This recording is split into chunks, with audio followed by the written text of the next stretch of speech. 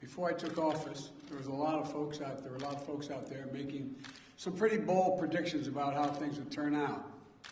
You might remember some of the predictions that if I became president, we'd, quote, see a depression, the likes of which we've never seen, end of quote.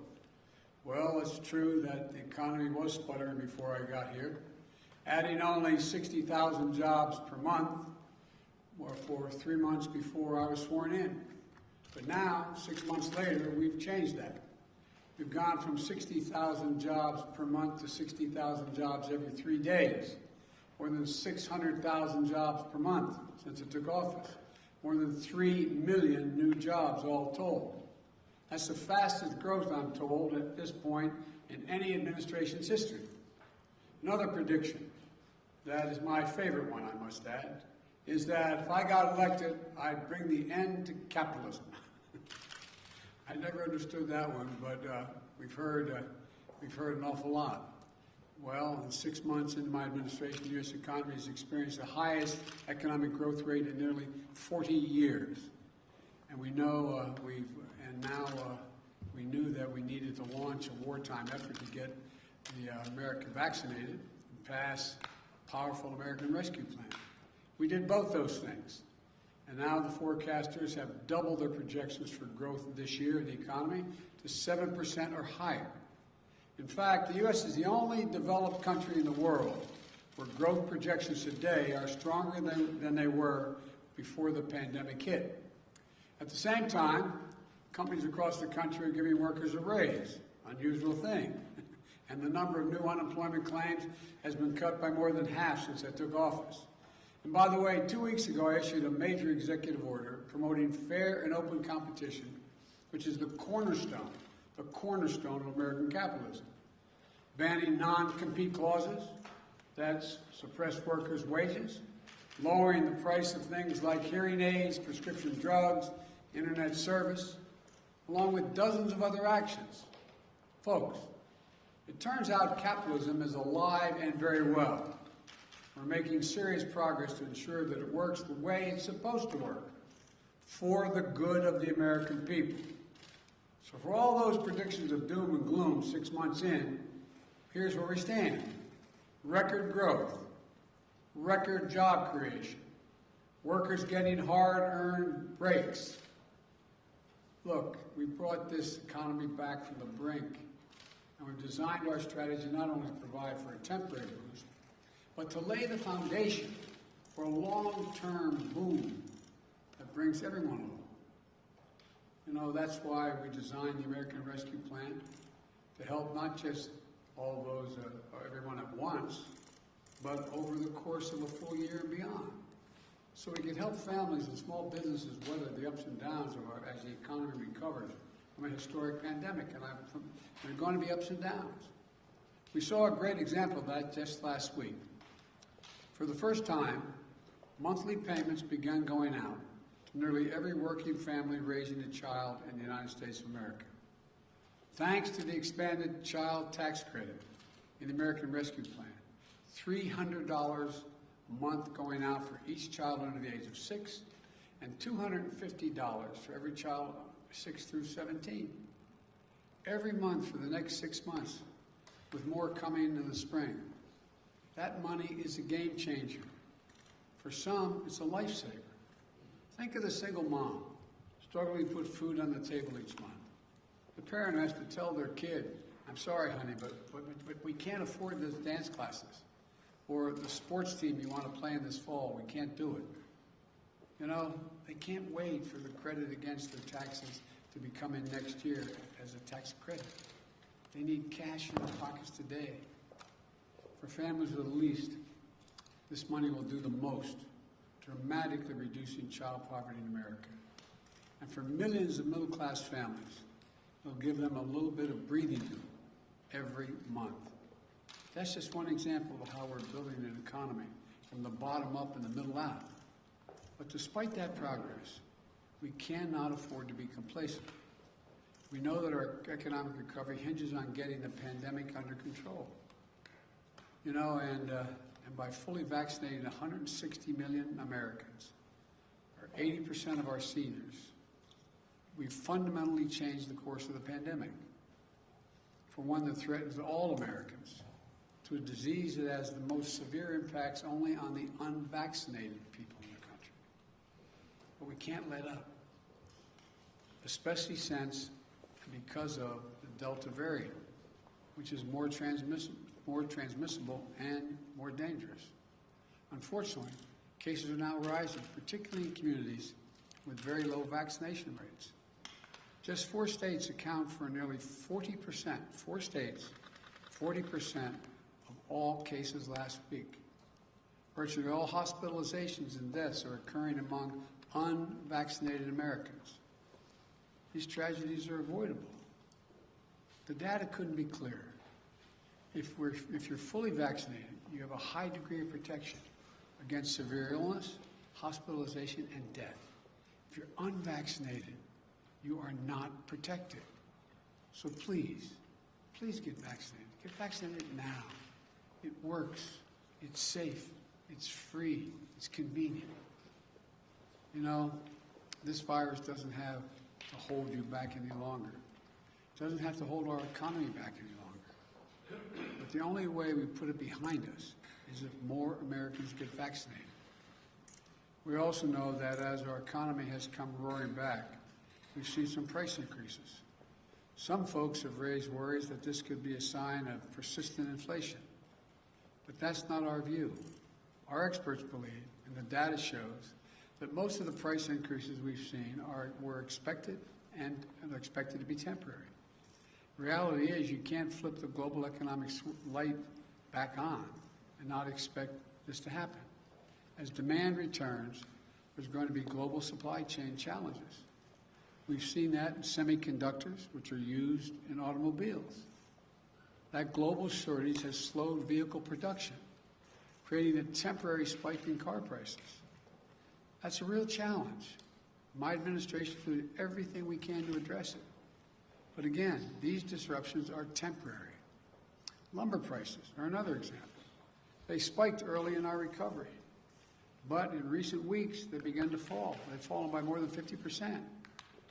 In the hospitality industry, prices are returning to where they used to be. Economists call all these things transitory effects, and they account for about 60% of the price increases we've seen over the last few months. Now, I want to be clear. My administration understands that if we were to ever experience unchecked inflation over the long term, that would pose a real challenge to our economy. So while we're confident that isn't what we're seeing today, we're going to remain vigilant about any response that is needed. As I made clear to Chairman Powell of the Federal Reserve when we met recently, the Fed is independent. It should take whatever steps it deems necessary to support a strong, durable economic recovery. But whatever different views some might have on current price increases, we should be united in one thing: passage of the bipartisan infrastructure framework, which we shook hands on. And my Build Back Better plan will be a force for achieving lower prices for Americans looking ahead. It's another reason why the investments are so important. If we make prudent multi-year investments in better roads, bridges, transit systems, and high-speed internet, in a modern, resilient electric grid, here's what will happen. It breaks up the bottlenecks in our economy. Goods get to consumers more rapidly and less expensively. Small businesses create and innovate much more seamlessly. If we increase the availability of quality, affordable child care, elder care, paid leave, more people will enter the workforce. These steps will enhance our productivity, raising wages without raising prices. That won't increase inflation. It will take the pressure off of inflation, give a boost to our workforce, which leads to lower prices in the years ahead. So if your primary concern right now is inflation, you should be even more enthusiastic about this plan. And as we promote fair competition in our economy through the executive order I mentioned, it will drive down prices even further. New businesses will get in the game, competing against those giant corporations who have been free to ramp up prices because they haven't had any real competition. Look, the bottom line is this. What the best companies do, and what we as a country should do, is make smart, sustainable investments with appropriate financing to make this nation more productive, to advance America's leadership in clean energy, to win the jobs of the future, while meeting the threat of climate change, and ensure that all working Americans benefit from the growth they're helping produce. The independent experts who have analyzed my plans have found that they would do just that, expand output, and enable millions of Americans to enter the labor workforce. Now, just this year, not just for the next, but not just this year, but for decades in the future. It's not temporary. This is the best strategy to create millions of jobs and lift up the middle-class families and grow wages and keep prices affordable for the long term. What we can't do is go back to the same old trickle-down theories that gave us nearly $2 trillion in deficit finance corporate tax giveaways. It did nothing to make our economy more productive or resilient. The same people who cheered on that approach are now telling us it isn't a problem if big companies have actually to compete for workers and offer them a fair wage with some dignity. I could not disagree more. We can't go back to the old failed thinking. We need to grow the economy from the bottom up and the middle out, as I said before. The investments I'm proposing are investments the American people want and investments that our country needs. And if we get this done, a wide range of independent forecasters project that it will have an incredibly significant impact on GDP and jobs, good-paying jobs with prevailing wages. And a majority of these jobs will go to people without a college degree. I've said it before, and it's true. This is a blue-collar blueprint for building an American economy back. Simply put, we can't afford not to make these investments.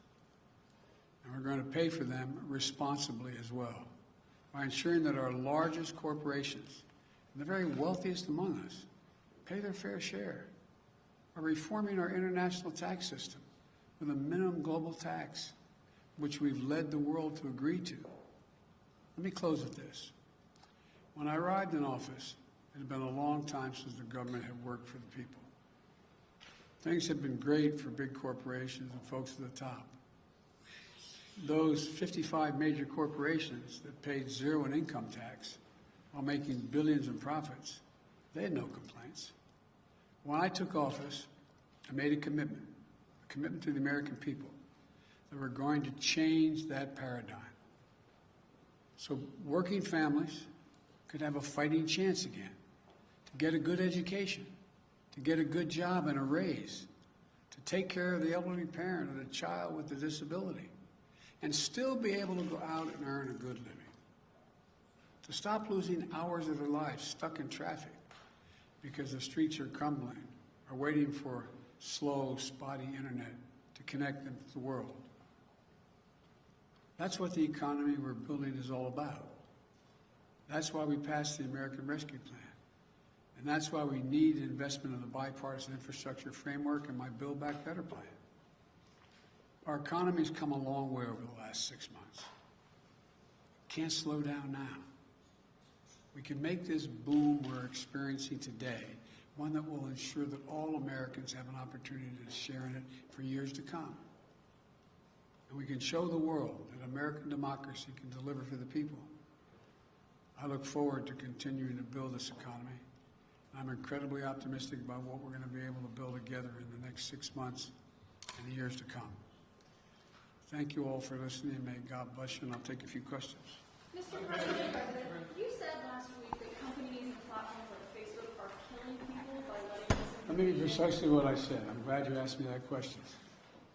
One, I had just read that on the Facebook pointed out that it was pointed out that Facebook, of all the misinformation, 60% of that misinformation came from 12 individuals. That's what the article said. So I was asked that question about what do I think is happening. Facebook isn't killing people. These 12 people are out there giving misinformation. Anyone listening to it is getting hurt by it.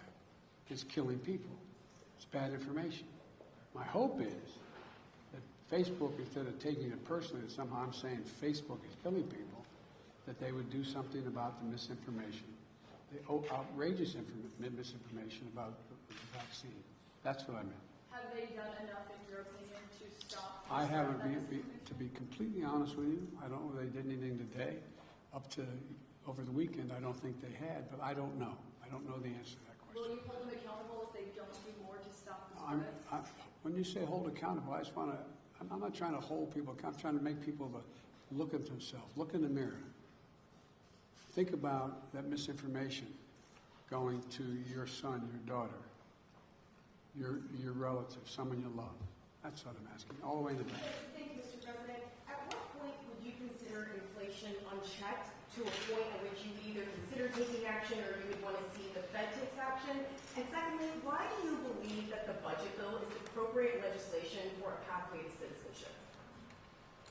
Well, first of all, I think we need to find pathways to citizenship. The budget bill is an appropriate way to get around the filibuster to be able to make a judgment as to whether or not they should have a pathway.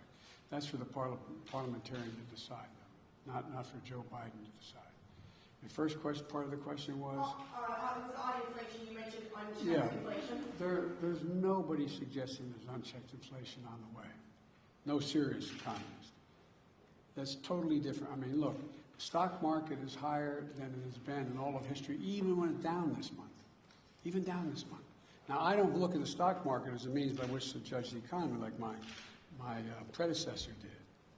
But he'd be talking to you every day for the last 5 months about how the stock market is so high, higher than any time in history, still higher than any time in history.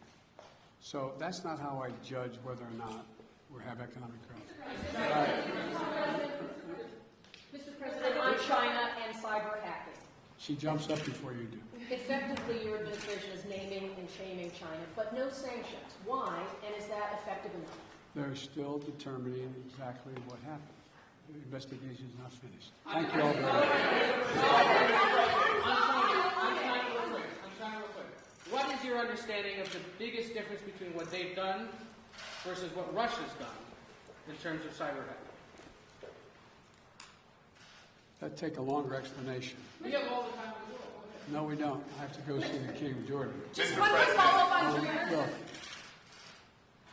to the best of my knowledge, and I'm getting a report tomorrow morning on this, a detailed report, my understanding is that the Chinese government, not unlike the Russian government, is not doing this themselves, but are protecting those who are doing it, and maybe even accommodating them being able to do it. That may be the difference. Thank you. Mr. President, Mr. President.